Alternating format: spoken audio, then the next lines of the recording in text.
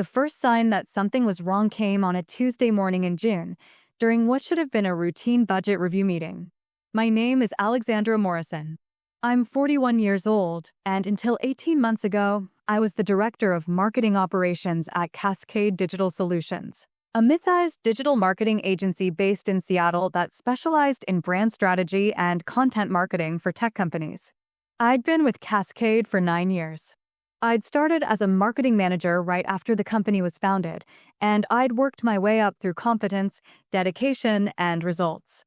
I'd built the marketing operations department from scratch. I developed the processes that allowed us to scale from 15 clients to over 200. I'd trained every marketing operations specialist who'd ever worked at Cascade. I was good at my job. Really good. My performance reviews were consistently excellent. My client satisfaction scores were among the highest in the company. My team was productive, efficient, and loyal. I'd received 3 promotions in 9 years, and my salary had grown from $65,000 to $135,000. Good money, but not exceptional for someone with my experience and track record in Seattle's competitive tech market. I loved my job. I loved the work, the clients, the team, the challenge of building systems that actually worked. I'd invested 9 years of my life into Cascade. I'd sacrificed evenings and weekends. I'd missed family events and vacations. I'd poured my expertise, my energy, my passion into building something I was proud of. And then Victoria Hartwell became my boss. Victoria was 28 years old. She had a degree in communications from a private liberal arts college in California, 2 years of experience working in brand consulting at a boutique agency in Los Angeles, and one very important qualification that trumped everything else. She was the daughter of Robert Hartwell, founder and CEO of Cascade Digital Solutions. Robert had started Cascade 12 years ago with his business partner, Linda Chen. They'd built it from a 2-person operation into a 150-employee agency with $45 million in annual revenue. Robert was smart, driven, and generally a good leader. But he was also a father. And like many founders who are also parents, he had a blind spot when it came to his children.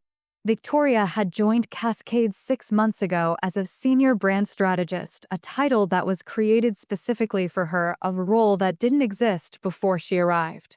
She'd spent those 6 months working on high-profile projects, attending important client meetings, and being groomed for leadership. And then, in May, Robert announced that Victoria would be promoted to Vice President of Marketing, a newly created executive position that would oversee all marketing operations, brand strategy, and client services, which meant she would be my boss. The announcement had been made in a company-wide meeting. Robert had stood at the front of the room, beaming with pride, talking about Victoria's fresh perspective and innovative approach and strategic vision. Victoria had stood next to him, smiling confidently, looking like she'd just won something she'd always known she deserved. I'd sat in the back of the room, feeling my stomach sink. I'd been at Cascade for 9 years. I'd built the marketing operations department. I'd trained half the people in the room. And I'd just been passed over for a promotion in favor of the CEO's 28-year-old daughter who'd been at the company for 6 months. But I'd told myself it would be fine. I'd told myself that Victoria might actually be competent. I'd told myself that nepotism didn't automatically mean incompetence. I'd told myself to give her a chance. That optimism lasted exactly 3 weeks. The budget review meeting was my first real indication that Victoria wasn't just inexperienced, she was actively hostile. "So, Alexandra," Victoria said, looking at her laptop screen instead of at me. We were in a conference room on the 3rd floor, just the 2 of us, which should have been my second warning sign. "I've been reviewing the marketing operations budget, and I have some concerns about efficiency and resource allocation." "Okay," I said carefully. "What concerns?" "Your department's budget is $850,000 annually. That seems high for a team of 7 people doing what is essentially administrative work." I felt my jaw tighten. Administrative work. She'd just described 9 years of building systems, processes, and infrastructure as administrative work. "Marketing operations isn't administrative work," I said, keeping my voice level. "We manage the entire marketing technology stack, the CRM, the marketing automation platform, the analytics tools, the project management systems. We build the workflows that allow the creative and strategy teams to do their jobs efficiently. We track campaign performance, generate reports, manage budgets, coordinate with clients. We're the operational backbone of the entire marketing department. Right, Victoria said, still not looking at me. But a lot of that could be automated or streamlined. I'm thinking we can cut your budget by 30%. That's about $255,000, and reallocate those resources to brand strategy and creative, which are more directly tied to revenue generation. A 30% budget cut would mean eliminating 2 positions, I said. We're already running lean. If we cut 2 people, we won't be able to maintain our current service levels. Then you'll need to find efficiencies, Victoria said. Automate more. Streamline processes. Do more with less. That's what good operations managers do. I stared at her. She'd been at Cascade for 6 months. She'd never worked in marketing operations. She had no idea what my team actually did or how we did it. And she was telling me to find efficiencies in a department I'd spent 9 years optimizing. Victoria, I've been optimizing these processes for 9 years. We're already highly efficient.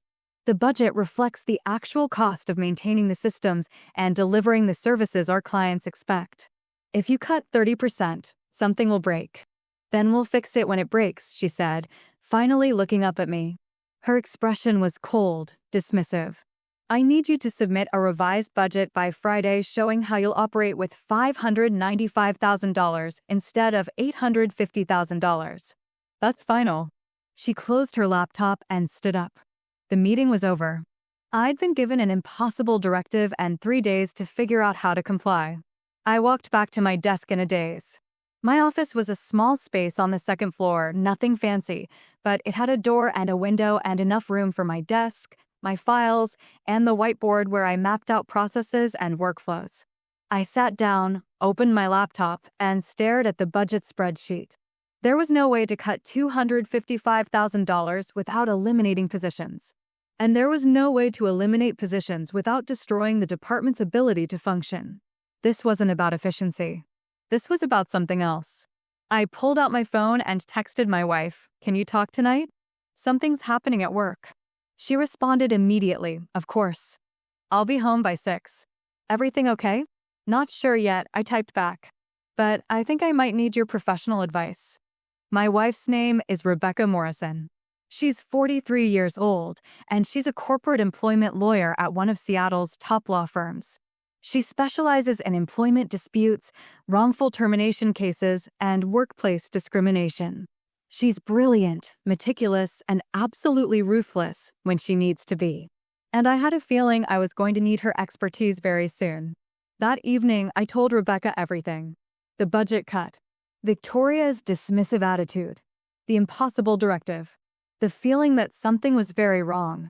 Rebecca listened carefully, asking clarifying questions, taking notes on her tablet. When I finished, she was quiet for a moment. "This sounds like the beginning of a constructive dismissal campaign," she said finally. "A what?" "Constructive dismissal. It's when an employer makes working conditions so intolerable that an employee is forced to resign. It's illegal, but it's hard to prove unless you have documentation.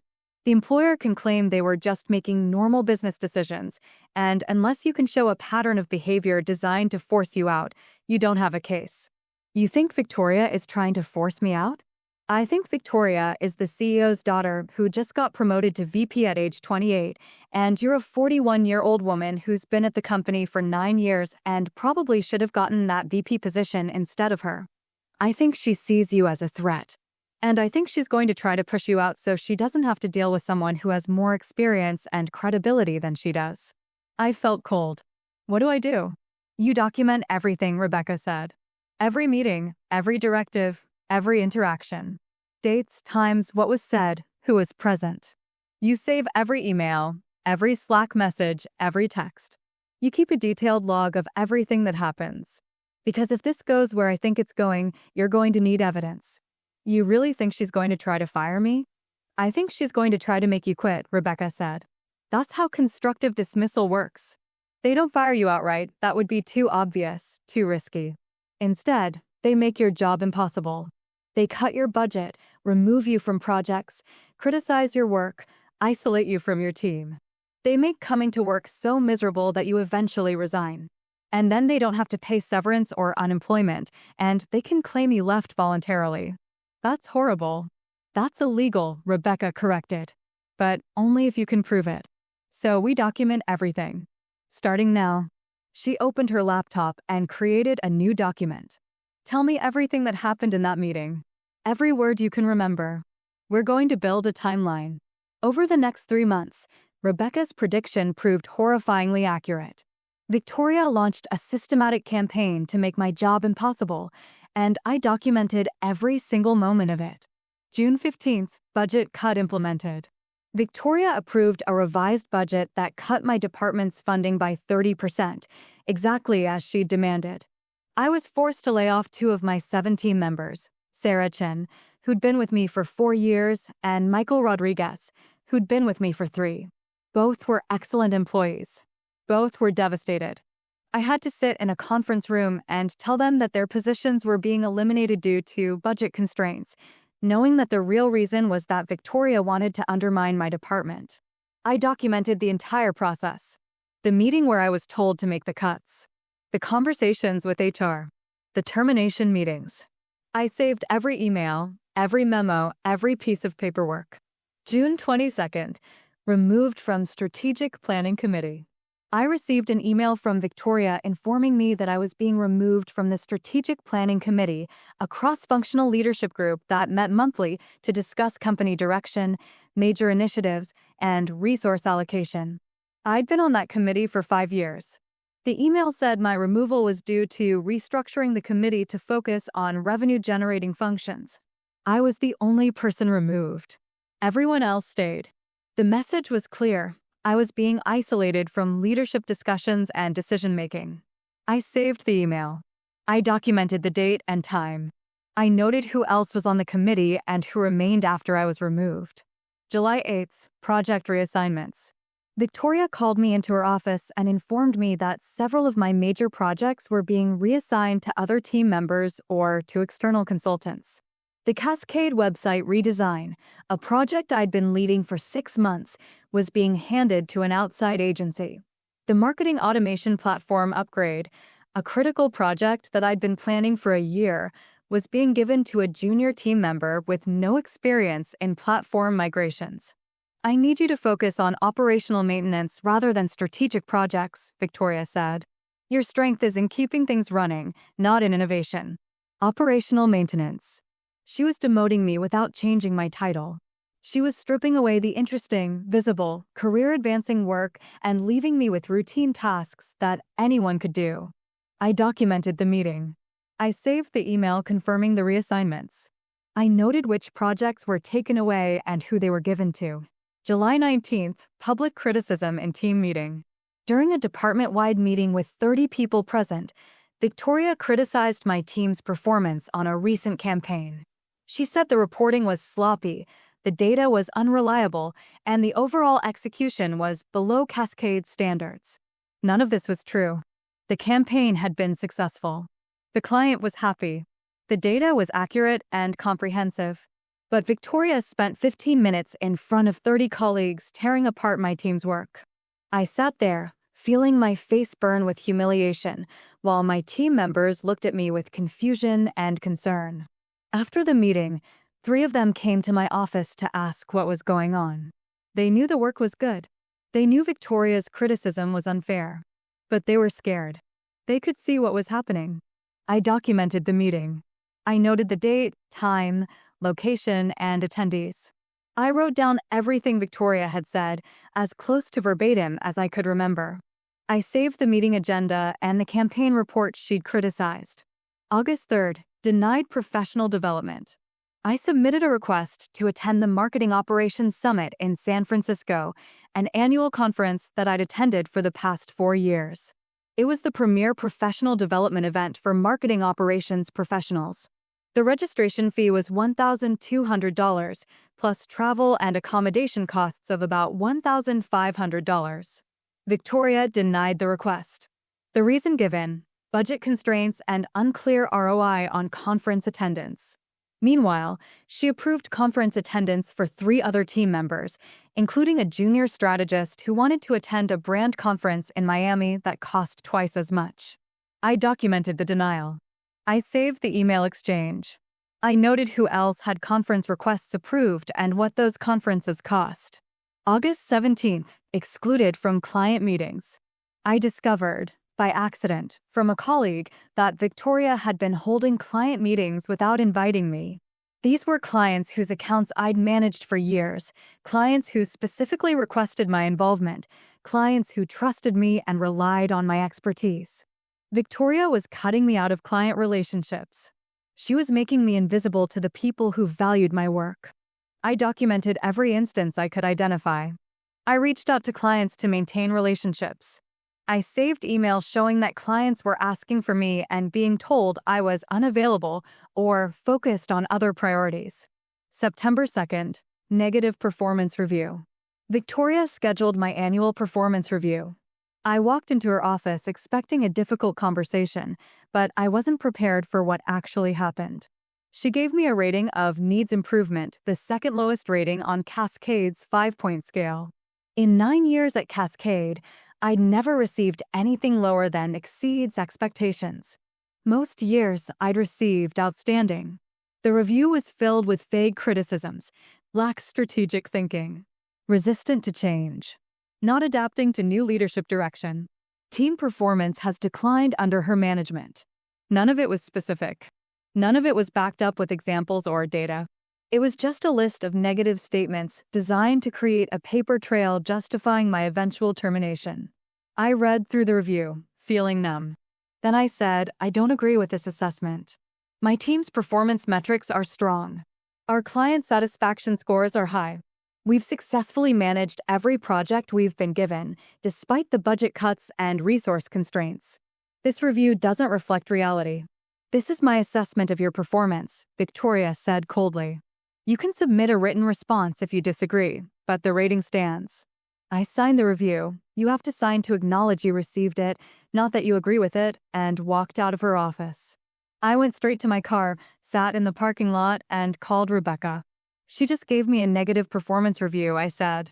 After 9 years of excellent reviews, she's creating a paper trail to fire me. Good, Rebecca said. Good. Good, because now we have clear evidence of the pattern. She's not even being subtle anymore. She's documenting her own constructive dismissal campaign.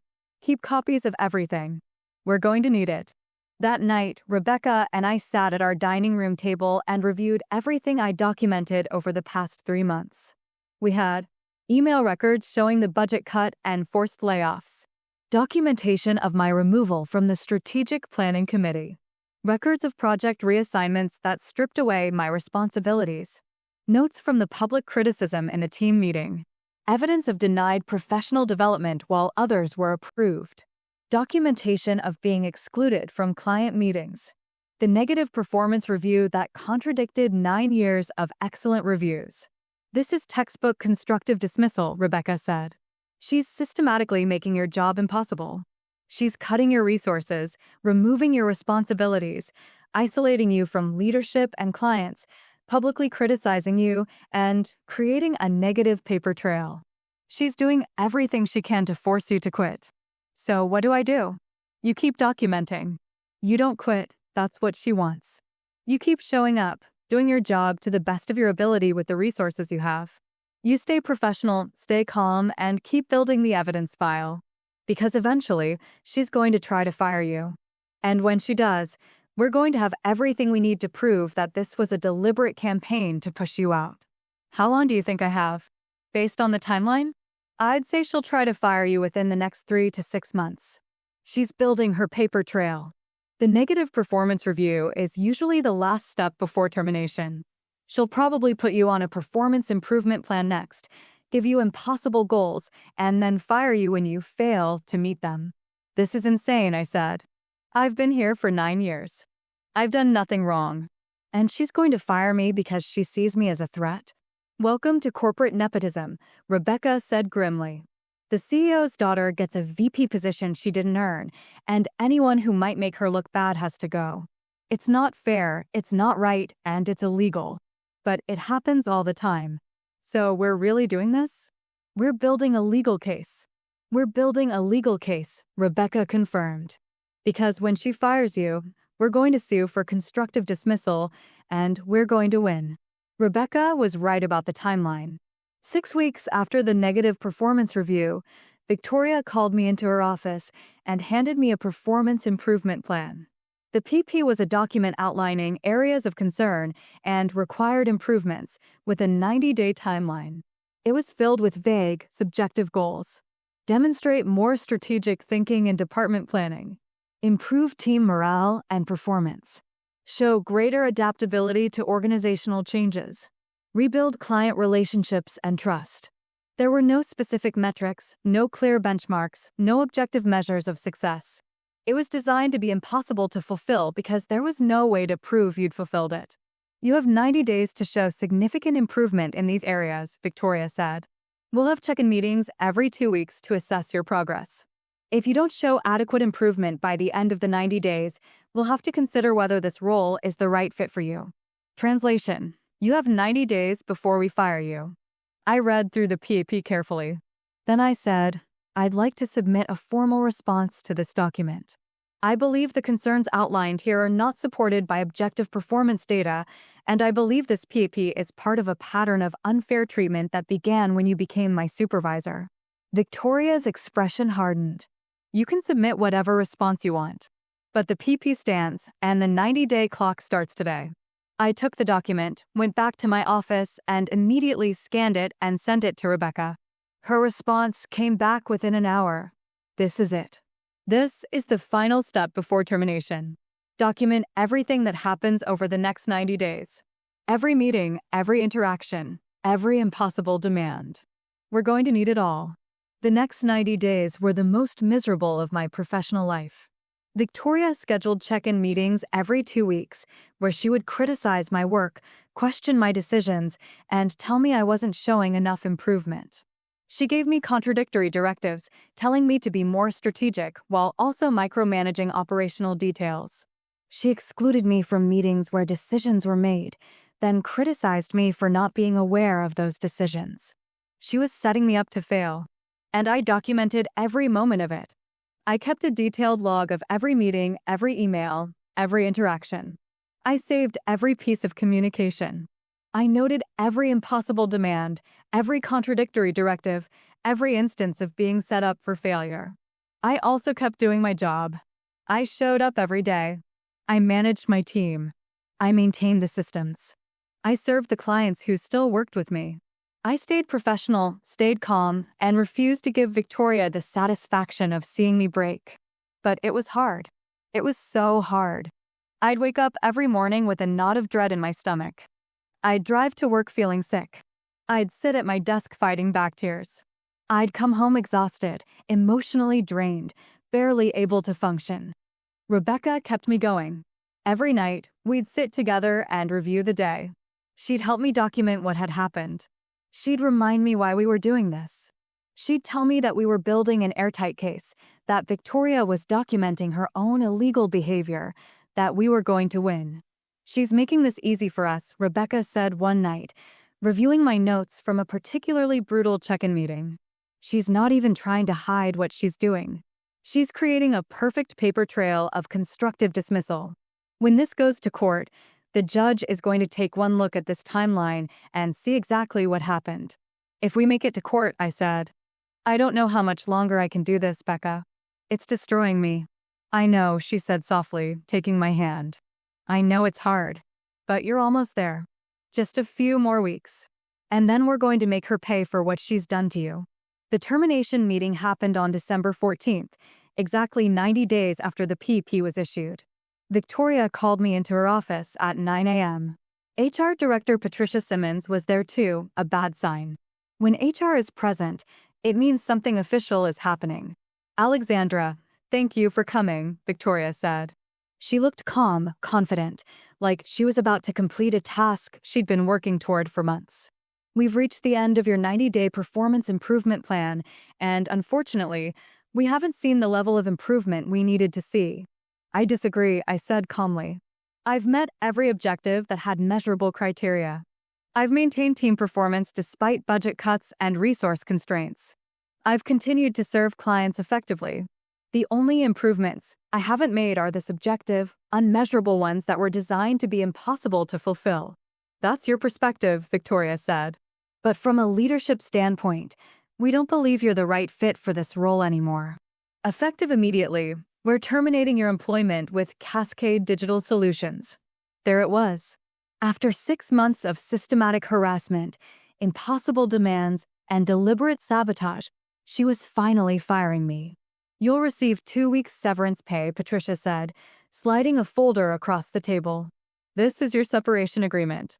It outlines the terms of your departure, including the severance payment and the return of company property. We'll need you to sign it today. I opened the folder and read through the agreement. It was standard: 2 weeks pay, continuation of benefits for 30 days, return of laptop and access badges. But there was one clause that caught my attention. Employee agrees to release Cascade Digital Solutions and all its officers, directors, and employees from any and all claims related to employment or termination of employment. They wanted me to sign away my right to sue them in exchange for 2 weeks' pay. I'm not signing this today, I said. I need time to review it. The severance offer is contingent on signing today, Victoria said. If you don't sign, you don't get the severance. That's fine, I said. I'll pass on the severance. Victoria's eyes narrowed. You're making a mistake. Maybe, I said. But it's my mistake to make. I stood up, left the folder on the table, and walked out of the office. I went to my desk, packed my personal belongings into a box, and left the building for the last time. I sat in my car in the parking lot and called Rebecca. She fired me, I said. It's done. Good, Rebecca said. Now we sue.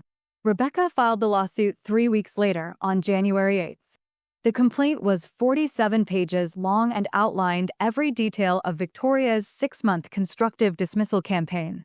It included timeline of events from June through December, email records, meeting notes, and documentation of every instance of harassment and sabotage, evidence of budget cuts, project reassignments, exclusion from meetings and committees, the negative performance review that contradicted 9 years of excellent reviews, the performance improvement plan with impossible, subjective goals, testimony from former colleagues who witnessed Victoria's treatment of me, expert analysis from an employment psychologist explaining the pattern of constructive dismissal.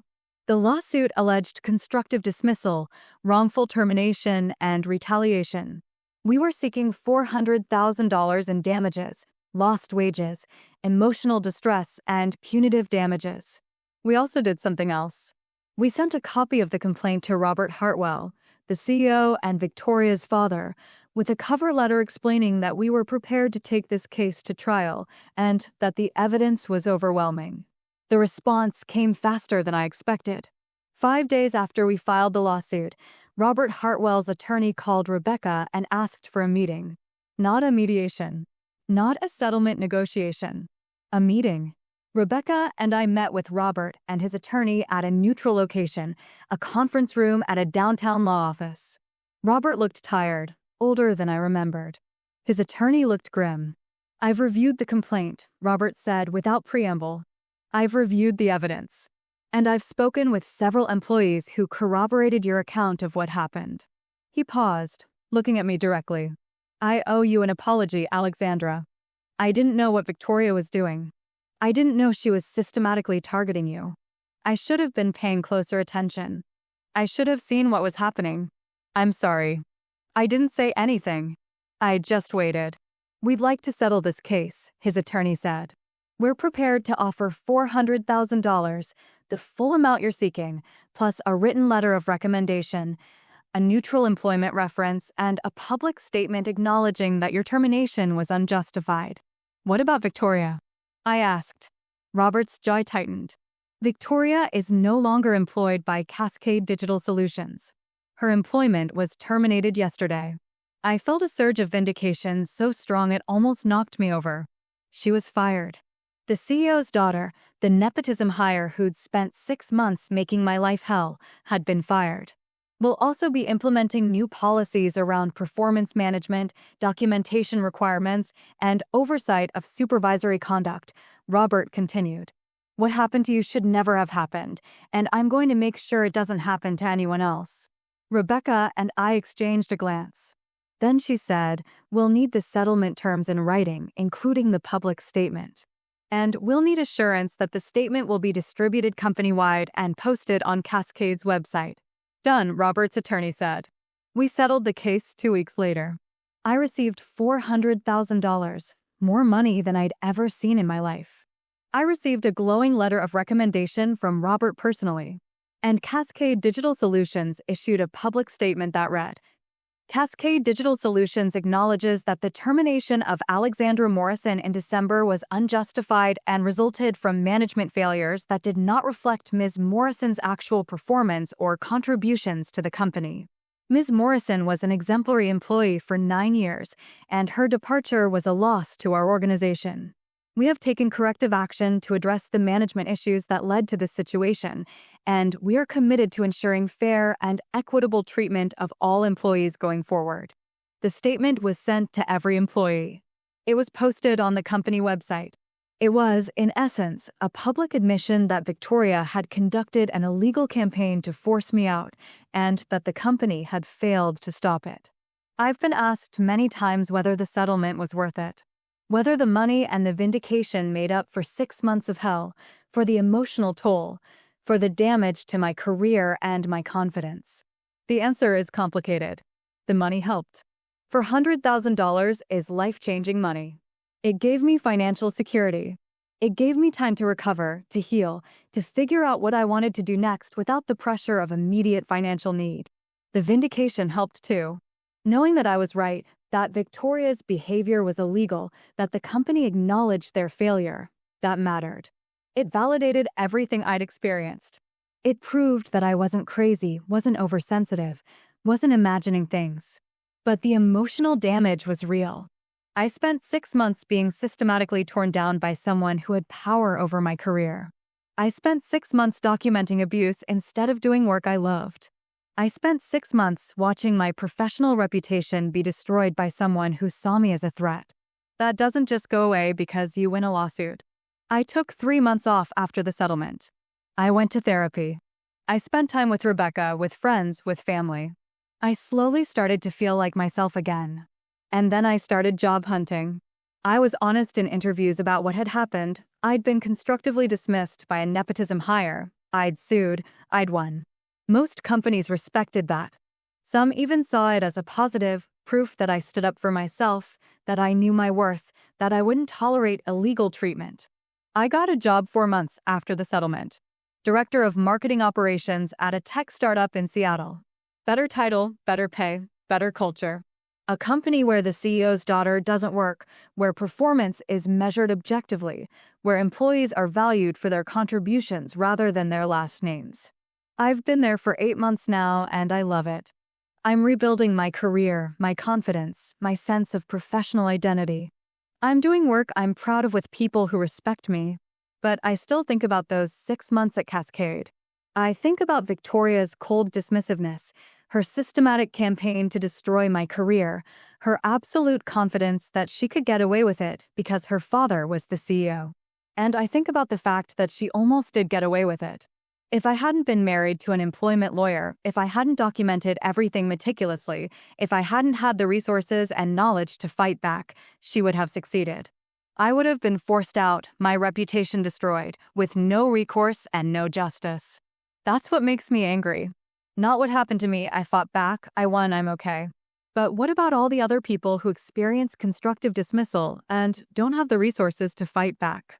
What about the employees who are systematically harassed by nepotism hires, incompetent managers, vindictive supervisors, and don't have a lawyer spouse to help them document everything?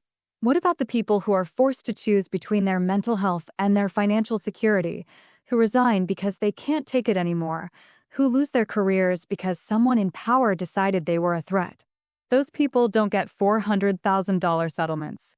They don't get public vindication. They don't get justice. They just get destroyed. If you're experiencing constructive dismissal, if your boss is systematically making your job impossible, cutting your resources, removing your responsibilities, excluding you from meetings, publicly criticizing you, creating a negative paper trail, I want you to know something. You're not imagining it. You're not being oversensitive. You're not the problem. And you have options. Document everything. Every meeting, every email, every interaction. Dates, times, what was said, who was present. Save every piece of communication. Keep a detailed log. Build your evidence file. Talk to an employment lawyer. Many offer free consultations. They can tell you whether what you're experiencing is illegal and what your options are. Don't resign unless you absolutely have to. That's what they want. They want you to quit so they don't have to fire you. If you can hold on, if you can keep documenting, you'll have a stronger case. And know that you're not alone. Constructive dismissal is common. It's illegal, but it happens all the time. And there are people who will fight for you, who will help you get justice, who will make sure that the people who tried to destroy your career face consequences. Victoria Hartwell tried to quietly fire me because she saw me as a threat. She spent 6 months systematically destroying my career, confident that she could get away with it because her father was the CEO. She was wrong. I documented everything. I built an airtight case. I sued. I won. And she got fired. Not quietly. Not subtly. Publicly. With a company-wide statement acknowledging that what she did was wrong. That's justice. If you found value in this story, please like and subscribe for more real stories about workplace politics, corporate dysfunction, and what happens when employees fight back against illegal treatment. I post new stories every week about the reality of corporate life, the good, the bad, and the battles we fight to protect our rights and our dignity. Remember, if someone is systematically making your job impossible, you're not imagining it. Document everything. Talk to a lawyer. Know your rights. And don't let them force you out without a fight. You have more power than you think. And sometimes, the people who try to quietly destroy your career end up destroying their own instead. Thanks for listening. I'll see you next week.